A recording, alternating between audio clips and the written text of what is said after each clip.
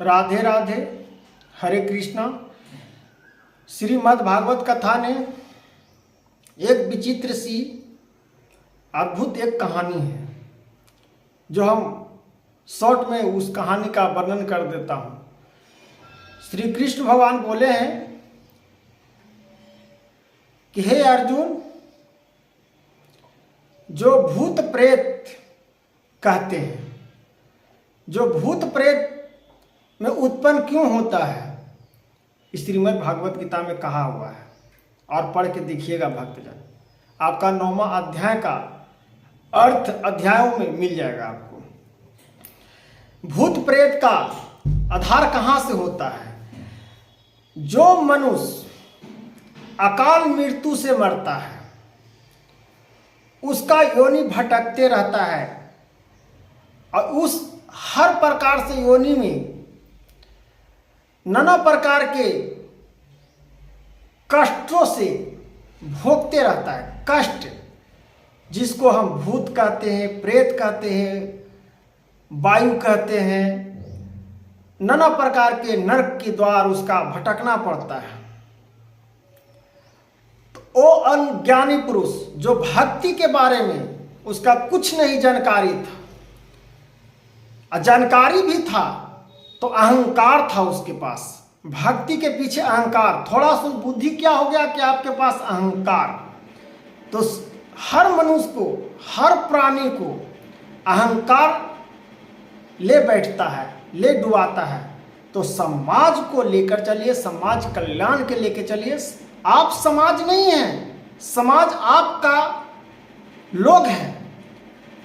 आप तो स्वयं समाज को बनाइएगा तो आप भी समाज में हो जाइएगा, तो आप भी एक सामाजिकता हो जाइएगा। तो हम यहाँ पे चल रहे थे जो मृत्यु भूत का रूप में होते हैं। तो इससे हमको पता चलता है कि आत्मा को भटकाना नहीं चाहिए। आज जिस तरह से मेरे पैर में जख्म हो गया, बुखार लग गया, फीवर हो गया, डिप्रेशन हो गया, बीमारी हो गई, उसी प्रकार से आत्मा जब मेरा निकलता है उसी प्रकार से वो भी कलटते रहता है। हम इस शरीर को त्यागे ना, ये आत्मा तो ही मेरा है। तो आत्मा जब शरीर में जब आज दुख मिल रहा है भक्तजन, तो इस आत्मा को जब भटकेगा अकाल मृत्यु से तो नाना प्रकार के ठोकरे खाएगा। तो आप ही का आत्मा ना, आपको याद रहे पूर्वजन्म का या न रहे, लेकिन आपका आत्मा तो वहां भटक रहा है, नाना प्रकार के ठोकरे खा रहा है। तो इस चीज को भी देखिए, इस चीज को भी समझिए। श्रीमद् भागवत कथा में आपको वर्णन सब मिल जाएगा। इसी से कहते हैं कि श्रीमद् भागवत कथा के जो प्रयोग कर लिया, जो पढ़ लिया, जो समझ लिया, इसका मंथन जो कर लिया, वो व्यक्ति महान है, वो महान आकांक्षा के रूप में आधारित है। तो हे भक्तजन, हे कल्याणकारी, आत्मा को मत भटकाइए और भूत प्रेत की तरह मत आत्मा को कल्टाइए। ऐसा कर्म करिए कि आत्मा जब निकले तो स्वर्ग का सीढ़ियां धरे, भगवान के अपेक्षा भगवान वैकुंठ रूप में जाए।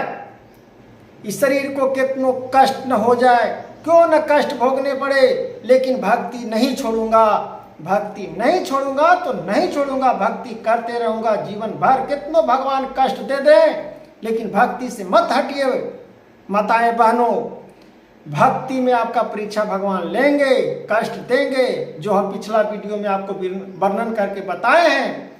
अमल करिए कि भक्ति क्या है, भक्ति का अवहेलना मत करिए, अपना मुख से मत बोलिए। दूसरा कोई बोल रहा है, बोलने दीजिए, उसका क्या आत्मा भटकेगा, क्या परलोक में जा पड़ेगा, उसी को पता चलेगा। तो लोग कहते हैं कि यहाँ पर क्या है, जो संकट, जो कष्ट है, जो तो धरती पर न है।